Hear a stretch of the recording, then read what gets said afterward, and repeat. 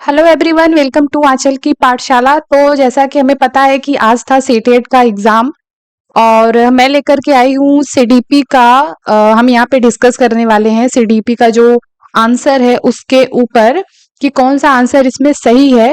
तो हम ज्यादा टाइम नहीं लेते हैं और स्टार्ट करते हैं।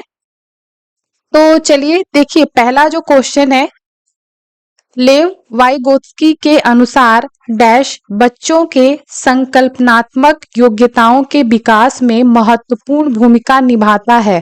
पहला ऑप्शन है मानकीकृत पाठ्यक्रम, मूर्त पुरस्कार, सहकर्मी सहयोग, सामाजिक अलगाव। तो इसका जो आंसर है वो आंसर थर्ड सही है। सहकर्मी योग्यता जो है वो बच्चों के संकल्पनात्मक जो योग्यताएं होती हैं उसके विकास में ये महत्वपूर्ण भूमिका निभाता है। ठीक है। सेकेंड नंबर हम देखेंगे, 4 वर्ष की अपर्णा कहती है कि एक बटन जिंदा है क्योंकि क्योंकि यह उसकी शर्ट को एक साथ बांधने में मदद करता है। जीन पियाजे के अनुसार उसकी जो ये सोच है उसकी विशेषता क्या है? परिकल्पित निगमनात्मक चिंतन, पार पारगम्यनात्मक तर्क, जीववादी चिंतन या केंद्रीयन। इसका जो आंसर है वो है थर्ड, जीववादी चिंतन। ठीक है। आप मिलाते रहिएगा। देखिए, बुकलेट सबका अलग अलग होता है, किसी का एन होगा, किसी का पी होगा, ऐसे नंबरिंग होती है। तो आप जो है अपना क्वेश्चन देख करके मिलाइएगा, क्योंकि क्वेश्चन जो है वो ऊपर नीचे दिया होता है। क्वेश्चन सेम होते हैं, बस थोड़ा ऊपर नीचे करके दिया होता है। तो आप अपना क्वेश्चन देख करके मिलाइएगा। ठीक है। थर्ड नंबर हम देखते हैं, लेव वाइगोस्की के सिद्धांत के अनुसार आंतरिक वाक्य बच्चों के लिए उनकी सोच को नियंत्रित करने का एक तरीका है। बच्चों के लिए एक काल्पनिक दोस्त के साथ संप्रेषण का तरीका है, संज्ञानात्मक अपरिपक्वता का प्रतीक है या फिर विकासात्मक देरी का संकेत है। इसका पहला ऑप्शन सही है कि बच्चों के लिए उनकी सोच को नियंत्रित करने का एक तरीका है क्या? आंतरिक वाक्य, जब बच्चा जो है वो खुद से बातें करता रहता है। ठीक है। फोर्थ नंबर हम देखेंगे, हावर्ड गार्डनर के अनुसार एक दर्शन शास्त्री के पास डैश प्रकार की बुद्धि और मूर्तिकार के पास डैश प्रकार की बुद्धि की मात्रा अधिक होती है। जब आप गार्डनर की थियरी पढ़ेंगे तो उसमें ये चीजें बताई गई हैं कि जो मूर्तिकार होते हैं उसमें कौन सी किस प्रकार की बुद्धि उनमें होती है, और जो सामान्य इंसान है उसमें किस प्रकार की है, जो पायलट होते हैं या फिर जो ऐसे सृजनात्मक जो चित्रकार होते हैं उनमें किस प्रकार की बुद्धि पाई जाती है। तो गार्डनर इसके ऊपर बात करते हैं, ये इनकी थियरी में आपको देखने को मिलेगा। इसका जो ऑप्शन है फोर्थ का वो है ऑप्शन फर्स्ट।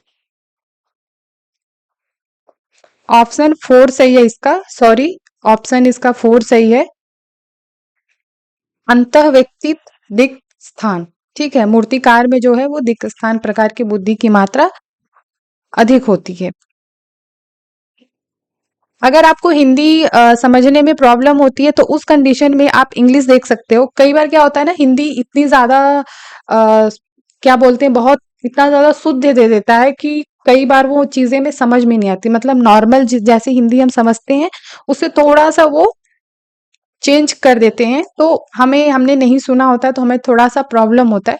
तो आप इंग्लिश उस कंडीशन में देख सकते हैं, आपको समझ में आ जाएगा। ठीक है। फिफ्थ नंबर क्वेश्चन हम देखते हैं, निम्नलिखित में से कौन सा विफलता के लिए आंतरिक आरोपण का एक उदाहरण है?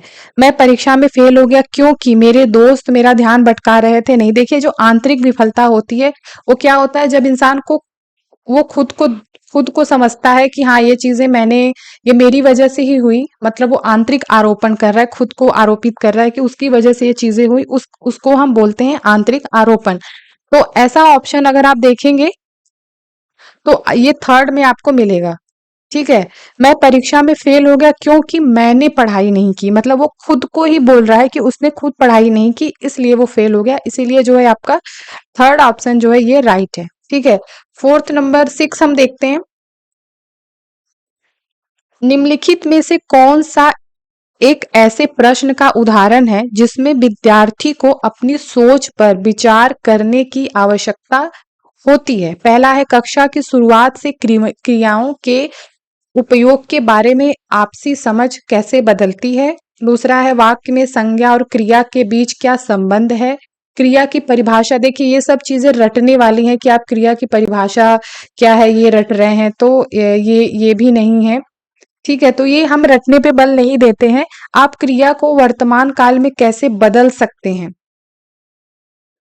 तो इसमें जो ऑप्शन है ये फर्स्ट है कि कक्षा की शुरुआत से क्रियाओं के उपयोग के बारे में आपकी समझ कैसे बदलती है। तो ये क्या है, ये आपके सोच पे डिपेंड करता है। ये इन चीजों का आप क्या करते हो, इन पे आपको विचार करने की जरूरत पड़ती है ऐसी चीजों पे। आगे बढ़ते हैं, हम देखते हैं 7वां नंबर, निम्नलिखित कथनों को पढ़िए तथा सही विकल्प का चयन कीजिए। बहुत जो अभी कथन ए है वो है कि बहुत कम उम्र में दुनिया भर के अधिकांश संस्कृतियों में लड़कियां गुड़िया को खिलौने के रूप में चुनती हैं, जबकि लड़के कारों के साथ खेलना पसंद करते हैं। कारण आर है, बच्चे किसी विशेष संस्कृति की अपेक्षाओं के आधार पर एक लड़के या लड़की के लिए क्या उपयुक्त माना जाता है इसके बारे में जानकारी व्यवस्थित करते हैं और उसके अनुसार व्यवहार करते हैं। तो इसमें जो है वो आपका थर्ड सही है कि ए और आर जो है वो दोनों बिल्कुल सही बात है, और आर ए की सही व्याख्या करता है। तो थर्ड ऑप्शन इसमें आपका राइट है। आगे बढ़ेंगे हम, निम्नलिखित कथनों को पढ़िए और सही विकल्प का चयन कीजिए। कथन ए है कि शिक्षकों और साथियों जैसे अधिक जानकार अन्य लोगों के साथ बातचीत शिक्षार्थियों को उनकी समझ और कौशल विकसित करने में मदद के लिए आवश्यक समर्थन और मार्गदर्शन प्रदान करता है। ये बिल्कुल सही बात है कि शिक्षक जो होते हैं और जो अधिक जानकार लोग होते हैं उनके साथ जब शिक्षार्थी बात करते हैं तो उनसे उनकी समझ बढ़ती है। ठीक है, दूसरा देखेंगे कारण आर, सामाजिक संपर्क सीखने और विकास का एक प्रमुख घटक है। तो ये दोनों बातें बिल्कुल सही है, इसीलिए थर्ड ऑप्शन इसमें सही है कि ए और आर दोनों सही है। आर ए की सही व्याख्या है। 9वां नंबर हम देखेंगे, वाइगोत्स्की के अनुसार भाषा विकास संज्ञानात्मक विकास को सुगम बनाता है। सामाजिक कारक भाषा विकास को प्रभावित करते हैं परंतु संज्ञानात्मक विकास को नहीं। संज्ञानात्मक विकास भाषा विकास को सुगम बनाता है, या भाषा विकास और संज्ञानात्मक विकास एक दूसरे से स्वतंत्र रूप से विकसित है। यही चीज वाइगोत्स्की बोलते हैं कि जो भाषा विकास है और जो हमारा संज्ञानात्मक विकास है वो एक दूसरे को स्वतंत्र रूप से क्या करते हैं, विकसित करते हैं। तो फोर्थ ऑप्शन इसमें आपका सही है। Language development and cognitive development advance independent from each other. ठीक है, आप अगर इंग्लिश हिंदी के बाद थोड़ा सा इंग्लिश देखेंगे तो आपको वो चीजें और बेहतर समझ में आती हैं। 10वां नंबर हम देखते हैं, लॉरेंस कोहलबर्ग के नैतिक तर्क के किस स्तर पर बच्चे आमतौर पर मानते हैं कि लोगों को समाज की अपेक्षाओं पर खरा उतरना चाहिए और अच्छे तरीकों से व्यवहार करना चाहिए। तो ये पारंपरिक स्तर होता है जब बच्चों को ऐसा लगता है कि उन्हें समाज की जो अपेक्षाएं हैं उनके हिसाब से चीजें करना चाहिए। अच्छा लड़की अच्छा लड़का वाला जो कॉन्सेप्ट है कि वो बहुत अच्छा लड़का है वो बहुत अच्छी लड़की है, तो आप समाज के हिसाब से चीजें करेंगे तो आप उनके लिए अच्छे हैं। आप इनका जब इन्होंने जो थियरी दी है उसको पढ़ेंगे, एक स्टोरी के थ्रू इन्होंने समझाया था, वो भी बहुत इजी है। 11 नंबर हम देखते हैं, बच्चों के समस्या समाधान कौशल को बढ़ाने के लिए निम्नलिखित में से कौन सा प्रभावी तरीका है। पहला, उन्हें बुद्धि मंथन करने और सहज अनुमान लगाने का अवसर देना। जहां भी अवसर की बात होती है वो ऑप्शन सही होता है, जहां भी आप बच्चों को अवसर दे रहे होते हैं खुद से वो चीजें करें। ये मैंने हिंदी पेडागोजी में भी बताया है जब मैं पेडागोजी डिस्कस कर रही थी। दूसरा देख लेते हैं, स्वतंत्र चिंतन को हतोत्साहित करते हैं, बिल्कुल नहीं, तो ये वैसे भी गलत हो गया। कठिन समस्याओं से बचना नहीं है, उन्हें समस्याओं का तैयार समाधान आप ही दे देंगे तो फिर बच्चे क्या करेंगे, इसीलिए पहला ऑप्शन सही है। 12 नंबर देखते हैं, अनुभवात्मक अधिगम किस पर बल देता है। एक प्रक्रिया के बजाय अधिगम को एक उत्पाद के रूप में देखने पर, बच्चों के अधिगम पर, शिक्षक के नियंत्रण पर, सीखने में पुनर्बलन या आलोचनात्मक प्रतिबिंब। तो आज आलोचनात्मक जो प्रतिबिंब होता है उसके महत्व पर बल देता है क्या? अनुभवनात्मक अधिगम। इसीलिए फोर्थ ऑप्शन आपका सही है। 13 देखते हैं। निम्नलिखित कथनों को पढ़िए और सही विकल्प का चयन कीजिए। कथन ए है कि शिक्षक को सार्थक वातावरण बनाना चाहिए, बिल्कुल, जिसमें सभी बच्चों की सक्रिय भागीदारी और संलग्नता हो। ये बिल्कुल सही बात है। आर क्या है? कारण क्या है कि सभी बच्चे आंतरिक रूप से सीखने के लिए प्रेरित होते हैं और सीखने में सक्षम होते हैं। ये दोनों बातें बिल्कुल सही हैं, इसलिए ए और आर दोनों सही है और आर ए की सही व्याख्या है। 14 नंबर हम देखते हैं। निम्नलिखित में से कौन सी प्रक्रिया अधिगम के दौरान योगदान नहीं देती? इसमें 3 ऐसे होंगे जो योगदान देती है, लेकिन आपको ये नहीं ध्यान से पढ़ना है। तो कौन सी अधिगम के दौरान जो है वो योगदान नहीं देती? तो वो है आपका गैर प्रासंगिकरण। ठीक, पहला ऑप्शन इसमें राइट है, क्योंकि ये तीनों योगदान देती हैं और ये नहीं देती, इसीलिए ये है। 15 नंबर हम देखते हैं। निम्नलिखित में से कौन सा स्थूल गतिक कौशल है? स्थूल गतिक कौशल क्या है? इसमें से तैरना। ये क्या होता है? स्थूल गतिक कौशल क्या होता है? जिसको हम बोलते हैं ग्रॉस मोटर स्किल्स। ये क्या होता है? जिसमें पूरी बॉडी एक्टिव होती है। ठीक है, ऐसी स्किल जिसमें पूरी बॉडी एक्टिव होती है, जिसमें पूरा शरीर काम कर रहा होता है, वो स्थूल गतिक कौशल होता है। और सूक्ष्म गतिक कौशल क्या होता है? जिसमें जैसे उंगलियां हैं, जैसे हम अगर ये वाला ऑप्शन देखें बुनाई, तो बुनाई में आप देखेंगे कि आपकी हाथ की उंगलियां और काम करती हैं ज्यादा। ठीक है, और पैर से आप मशीन चलाते हैं अगर वो सिलाई वाला, तो वो तो जो सूक्ष्म होता है, जैसे सिलाई बुनाई हो गई, ये सूक्ष्म गतिक कौशल है। और जबकि ग्रॉस मोटर स्किल जो होती है वो आपका जिसमें पूरी बॉडी एक्टिव होती है। तो जब हम तैरते हैं तो उस समय हमारी पूरी बॉडी काम कर रही होती है। ठीक है, उसके बाद हम देखते हैं 16 नंबर। भौतिक वृद्धि विकास और विकास के डैश और डैश सिद्धांतों का पालन करते हैं। विभेदीकरण, एकीकरण या एकीकरण विभेदीकरण, शीर्षगामी समीपस्थ। ये देखिए क्वेश्चन कई बार रिपीट करता है। ठीक है, तो 16 में अगर हम देखेंगे तो ये हमको थर्ड में ही मिल गया। ठीक है, शीर्षगामी अवरोही से समीपस्थ, आंतरिक से बाहरी। ठीक है, तो 16 में थर्ड सही है। 17 देखते हैं। प्रारंभिक बाल्यावस्था में वृद्धि डैश और सोच डैश है, जबकि मध्य बाल्यावस्था में वृद्धि डैश और सोच डैश है। तो जब प्रारंभिक बाल्यावस्था में जो वृद्धि है वो स्थिर है। ठीक है, धीमी धीमी नहीं बोल सकते कि धीमी है, स्थिर है। ये दोनों में ऑप्शन है। तार्किक नहीं होती, क्योंकि तार्किक बुद्धि कब होती है? जब बच्चों की एज जैसे जैसे वो बड़े होते हैं तो तार्किक बुद्धि का विकास होता है। लेकिन प्रारंभिक बाल्यावस्था जो कि आपकी 2 से 7 वर्ष की होती है, तो उसमें तार्किक बुद्धि वाली बात अभी नहीं होती है। तो स्थिर बुद्धि की बात करते हैं, तो स्थिर है, तार्किक नहीं, इसलिए ये ऑप्शन आपका ऐसे भी गलत हो गया। और धीमी होती नहीं है, इसीलिए ये दोनों ऐसे ही गलत हो गए। इसलिए ये सही है कि स्थिर है, कुछ हद तक आत्म केंद्रीय, धीमी और तार्किक है। तो 17 का आपका थर्ड सही है। 18 में हम देखते हैं। जीन पियाजे के अनुसार पूर्व संक्रियात्मक चिंतन की मुख्य विशेषताओं में से एक डैश है, जो किसी स्थिति के एक पहलू पर ध्यान केंद्रित करने और दूसरों की उपेक्षा करने की प्रवृत्ति को संदर्भित करता है। पारगमन, कारण, परिणाम का विश्लेषण, केंद्रीयन, विकेंद्रीयन। तो इसमें जो है वो थर्ड ऑप्शन सही है कि जब बच्चा जो है वो, इसमें क्या पूछा है कि पूर्व संक्रियात्मक चिंतन की मुख्य विशेषताओं में से डैश है कि जो किसी स्थिति के एक पहलू पर ध्यान केंद्रित कर रहा है। ठीक है, एक पहलू पे बच्चा, जब आप देखेंगे पूर्व संक्रियात्मक एज में वो एक ही चीज को देखता है। अगर वो लंबाई को देखता है, अगर आप उसको बॉटल दिखाएंगे तो वो अगर लंबाई को देख रहा है तो सिर्फ लंबाई को ही देखेगा।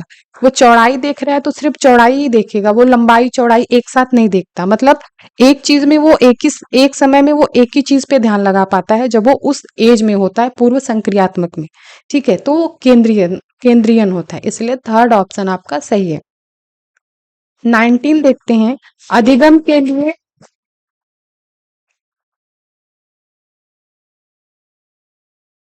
अधिगम के लिए आकलन का मुख्य लक्ष्य क्या है?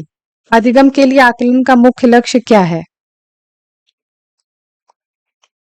19 में अगर हम देखें तो विद्यार्थियों के प्रदर्शन की तुलना एक मानक या तय पैमाने से करना। नहीं, एक मानक या तय पैमाने से आप अधिगम का आकलन नहीं कर सकते बच्चों के। उन विद्यार्थियों की पहचान करना जिन्हें धीमे सीखने वालों के रूप में वर्गीकृत किया जा सकता है, बिल्कुल नहीं। विद्यार्थियों के प्रदर्शन का मूल्यांकन और ग्रेड देना, इसकी बात कभी नहीं करते कि आप उनको ग्रेड दे रहे हैं, ठीक है। और विद्यार्थियों को प्रति पुष्टि प्रदान करना जिसका उपयोग उनके अधिगम में सुधार के लिए किया जा सकता है। तो ये ऑप्शन आपका सही है। फिर आते हैं हम 20 नंबर देखते हैं। किस आयु में बच्चे शब्दों के खेल में शामिल होते हैं और ऐसे चुटकुलों और पहेलियों को पसंद करते हैं जिसमें शब्दों का खेल शामिल है? 7 वर्ष, 12 वर्ष, 1 वर्ष, 3 वर्ष। तो शब्दों के खेल की अगर हम बात करें तो ये 3 वर्ष इसमें हम सही मानेंगे, लेकिन 7 वर्ष भी हो सकता है, क्योंकि इसीलिए इसमें थोड़ा सा कंफ्यूजन है कि 3 वर्ष है या 7 वर्ष है। ठीक है, तो अभी इस पे जो आंसर की आपकी आएगी उसके हिसाब से हम उसको सही मानेंगे। तो इसको हम छोड़ देते हैं स्टार लगा के, भाई इसका थोड़ा सा कंफ्यूजन है, डाउट है, ठीक है। 21 नंबर देखते हैं। कैरल गिलिगन ने कोहलबर्ग के नैतिक विकास के सिद्धांत की आलोचना की है। पहला, केस अध्ययन को अनुसंधान पद्धति के रूप में उपयोग करने के लिए। दूसरा, सामाजिक संज्ञानात्मक दृष्टिकोण से। तीसरा, नारीवादी दृष्टिकोण से। और आनुवंशिक कारकों को पर्याप्त महत्व न देने पर। तो गिलीगन को अगर आप उनका पढ़ेंगे तो कोहलबर्ग के जो नैतिक विकास के सिद्धांत है तो उन्होंने उस पे नारीवादी दृष्टिकोण से उनकी आलोचना की है। 22 नंबर देखते हैं। शैशवावस्था में समाजीकरण डैश संस्थाएं प्रमुख रूप से महत्वपूर्ण है, जबकि प्रारंभिक बाल्यावस्था में समाजीकरण की संस्थाएं भी महत्वपूर्ण हो जाती हैं। तो ये क्या है? ये आपका इसमें है प्राथमिक और माध्यमिक, ठीक है। क्योंकि शैशवावस्था में जो समाजीकरण होता है वो प्राथमिक, जैसे आपका आपके घर परिवार हो गए, लेकिन जब आप प्रारंभिक बाल्यावस्था में जाते हैं तो समाजीकरण क्या होता है, वो सेकेंडरी हो जाता है, प्राइमरी सेकेंडरी हो जाता है, क्योंकि आप वहां पे घर के अलावा स्कूल में जाना शुरू कर देते हैं तो एक वो सेकेंडरी लेवल पे आ जाता है, ठीक है। 23 देखते हैं। डिस्ग्राफिया। डिस्ग्राफिया क्या है? एक मनोवैज्ञानिक विकार है जिसकी विशेषता ध्यान का अभाव और आवेगशीलता व्यवहार है, बिल्कुल नहीं। एक भाषण विकार है, ये भाषण विकार नहीं है डिस्ग्राफिया। गति युक्त विकार है, गति युक्त नहीं। ये तंत्रिकीय विकार है जिसकी विशेषता अक्षर और आकार को बनाने में कठिनाई होती है। तो हमें पता होना चाहिए कि जो डिस्ग्राफिया होता है उसमें बच्चों को लिखने में ही मेन दिक्कत होती है, ठीक है। ये भी हिंदी पेडागोजी में भी मैंने पढ़ाया है इसको। और 24 देखते हैं। प्रतिभावान बच्चों को शिक्षित करने का उपागम जो उन्हें असामान्य रूप से तीव्र गति से पाठचर्या के माध्यम से आगे बढ़ाता है, क्या कहलाता है? वित्सर्जन, विभेदित निर्देशन, संवर्धन या फिर त्वरण। तो इसका जो ऑप्शन है वो 4th सही है, उसको हम क्या कहते हैं? त्वरण कहते हैं। आप अपना आंसर मिलाते रहिए। निम्नलिखित में से स्वलीनता वाले विद्यार्थियों की विशिष्ट विशेषता कौन सी है? जो स्वलीनता वाले विद्यार्थी होते हैं उनके अंदर कौन सी विशिष्ट विशेषता होती है? पहला है कि संवाद कौशल का उच्च स्तर होता है उनमें। कल्पना को तथ्य से अलग करने की श्रेष्ठ क्षमता होती है। उन्नत सामाजिक भावनात्मक पारस्परिकता या फिर बार बार दोहराव और आवृत्ति व्यवहार। तो देखिए उन बच्चों में अगर आप पढ़ेंगे तो पता है उनमें आवृत्ति व्यवहार होता है, वो चीजों को बार बार दोहराते हैं, ठीक है। 26 नंबर देखते हैं। शिक्षक जो समावेशी कक्षाओं की दिशा में काम कर रहे हैं, समावेशी शिक्षा जिसमें हम सभी बच्चों को मिला करके समान रूप से शिक्षा दे रहे होते हैं, उन्हें चाहिए कि वे पाठचर्या में अनुकूलन करें। दूसरा, विविध दृष्टिकोण को शामिल करें, बिल्कुल अपने स्वयं के अंतर्निहित पूर्वाग्रहों की जांच करें या विविधता को एक बाधा के रूप में देखें। तो बिल्कुल ये ऑप्शन गलत है। तो ये सही है, ये सही है, ये सही है। उस हिसाब से 1 2 3 तो आप देखेंगे 1 2 3 ये थर्ड वाला ऑप्शन आपका इसमें सही है। आगे बढ़ते हैं हम 27 देखते हैं। विद्यार्थियों को सीखने की शैलियों में विविधता। पहला, को शिक्षण अधिगम प्रक्रिया में बाधा और अवरोध के रूप में देखना चाहिए, बिल्कुल भी नहीं। बाधा और अवरोध नहीं है ये। को महत्व देना चाहिए और मानव विविधता के प्रतिबिंब के रूप में देखना चाहिए, हाँ बिल्कुल। की उपेक्षा की जानी चाहिए, नहीं। शिक्षण अधिगम प्रक्रिया के दौरान ध्यान नहीं देना चाहिए, नहीं बिल्कुल नहीं। तो उनकी ये जो सेकेंड ऑप्शन है ये आपका राइट है। 28 देखते हैं। निम्नलिखित कथनों को पढ़िए तथा सही विकल्प का चयन कीजिए। कथन ए है कि शिक्षार्थियों के बीच समालोचनात्मक चिंतन को सुगम बनाने के लिए शिक्षकों को उन्हें विविध परिस्थितियों और विविध दृष्टिकोणों से अवगत कराना चाहिए, बिल्कुल सही बात है। आर देखते हैं इसका कारण कि जब विद्यार्थी विविध मतभेदों के बीच बातचीत में संलग्न होते हैं तो वे समालोचनात्मक और रचनात्मक रूप से सोचने की अपनी क्षमताओं को सीखते और समृद्ध करते हैं, ये भी बिल्कुल सही बात है। ठीक है, तो उस हिसाब से ये दोनों सही हुए, ए और आर दोनों सही है और आर ए की सही व्याख्या है। 29 नंबर हम देखते हैं। निम्नलिखित में से अधिगम का प्राथमिक लक्ष्य कौन सा होना चाहिए? पहला, समालोचनात्मक चिंतन का विकास। तथ्यों को रटने वाली बात हम नहीं, रटने पे हम ज्ञान बिल्कुल भी बल नहीं देते। यत्रवत याद रखने नहीं। समा शिक्षकों के साथ प्रतिस्पर्धा नहीं करना है हमें किसी के साथ भी, ठीक है। तो पहला ऑप्शन आपका सही है, ये आपका सही है। 30 देखते हैं लास्ट। बच्चे सबसे प्रभावी ढंग से तब सीखते हैं यदि कोई अवधारणा तर्क संगत से अनुभवजन्य की ओर बढ़ती है, सामान्य से विशिष्ट की ओर, अमूर्त से मूर्त की ओर, जटिल से सरल। सरल से जटिल जाता है, जटिल से सरल नहीं जाता। बच्चों को पहले मूर्त चीजें दिखाती है, फिर हम अमूर्त की तरफ जाते हैं।